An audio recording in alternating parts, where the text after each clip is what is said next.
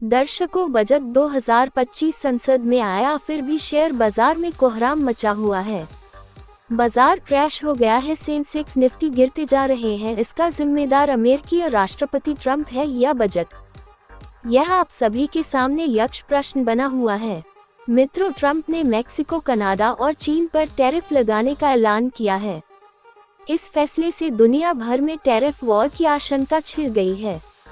इसकी आंच भारत समेत दुनिया भर के तमाम देशों पर आ सकती है। वहीं केंद्रीय बजट भी नियर टर्म में मार्केट को बूस्ट देने में नाकाम रहा है। आइए डिटेल में आगे समझते हैं कि शेयर बाजार में गिरावट की क्या वजह है।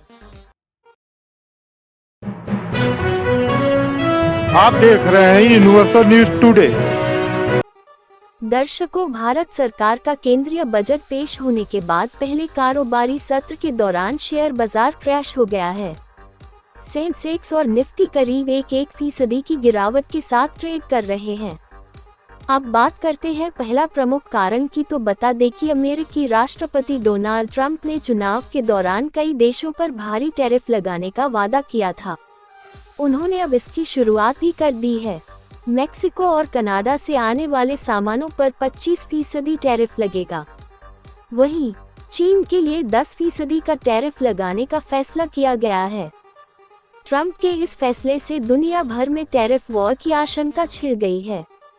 इसकी आंच भारत समेत दुनिया भर के तमाम देशों पर आ सकती है।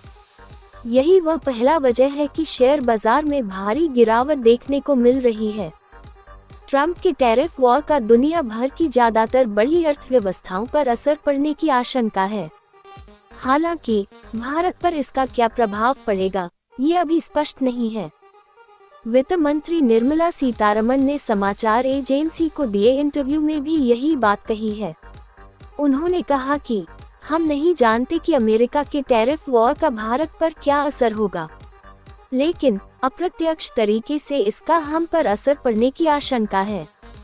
हम बेशक अमेरिका के टैरिफ बढ़ाने वाले फैसले से चिंतित नहीं हैं, लेकिन पूरी तरह से सतर्क हैं। बता दें कि जापान के निक्की इंडेक्स में 2.58% की भारी गिरावट आई है। दक्षिण कोरिया का कोस्पी तो 3% से अधिक गिर गया है। चीन और हांगकांग के शेयर भी गिरावट के साथ ट्रेड कर रहे हैं।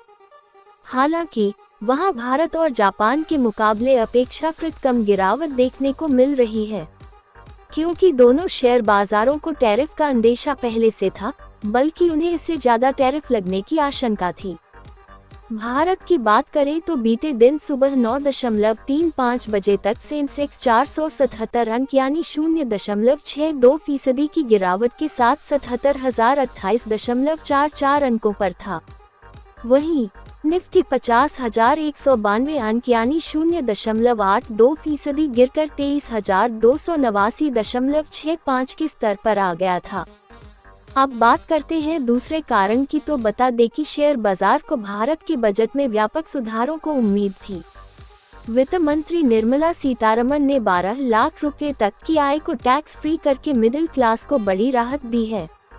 इससे आम लोगों के हाथ में ज्यादा पैसा बचेगा और वे खर्च बढ़ा सकते हैं।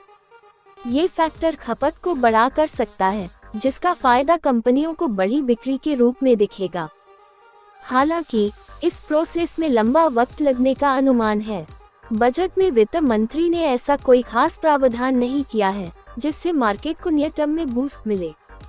यही वजह है कि बजट वाले दिन भी शेयर बाजार में कुछ खास तेजी नहीं देखने को मिली थी।